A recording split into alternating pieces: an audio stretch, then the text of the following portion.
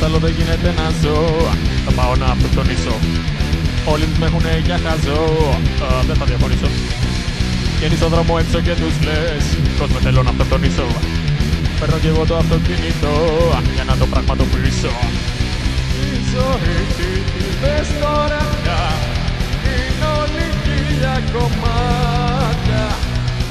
Η ζωή σου είναι σκατά και σε κοιτώ μες στα μάτια. Και σου λέω είσαι ένα τίποτα, μην το ξεχνάς. Όλοι είμαστε του κόσμου κομμάτια. Πάρ' το χαμπάρι και πάψε να κλαις με δάκρυσμένα τα μάτια. Ούτε γεννήθηκες για κάποιο λόγο, δεν έχει νόημα ό,τι κι αν κάνεις. Πάψε λοιπόν τώρα να ανησυχείς, γιατί σίγουρα θα πεθάνεις. Και παίρνω φορά πέφτω πάνω του και τον σκοτώνω επί τόπου. Αυτοκτόνηση αυτός ήθελε, μα έμεινε στον τόπο. Το σώμα του διαμελίστηκε, το κεφάλι και πόδια. Και με το άψυχο κεφάλι του παίζανε μπάλα δυο παιδιά. Η ζωή τι δες τώρα πια, είναι όλη χίλια κομμάτια. Η ζωή σου είναι σκατά και σε κοιτώ μες στα μάτια. Και σου λέω είσαι ένα τίποτα, μην το ξεχνάς. Όλοι είμαστε του κόσμου κομμάτια. Πάρ' το χαμπάρι και πάψε να κλαις με δάκρυσμένα τα μάτια.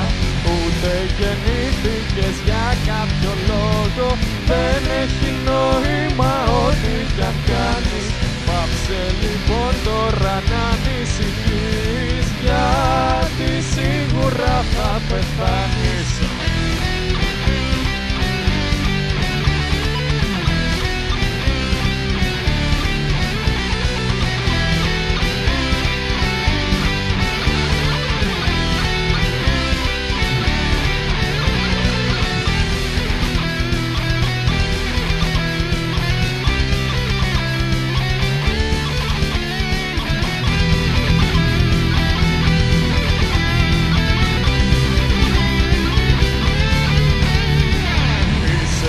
Τίποτα μην το ξεχνάς.